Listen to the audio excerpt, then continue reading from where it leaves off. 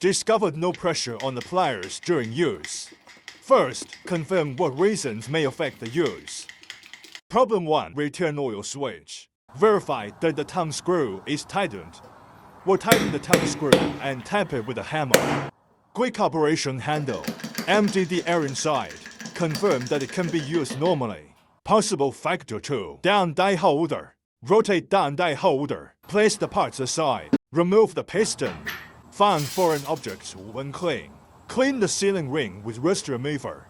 Remove spring and steel ball. Confirm whether there is dirt. Clean if there is foreign matter. Clean rust stains with rust remover.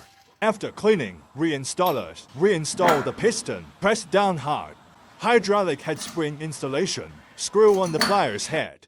Operate the handle repeatedly to push the crimping die to a closed position. Confirm if it can be used normally. Possible factor 3. Oil reservoir. When there is oil reservoir or maintenance is needed in the oil pan, causing inability to use. Open handle grip. Spin out wheel plug. Draw now nozzle oil. Remove the O-ring from the body handle base. Remove the oil reservoir. Remove the magnet. Cleaning magnets with rust remover. Open up the valve and take out the steel ball inside. Clean with rust remover. Replace the ball and tighten the screw.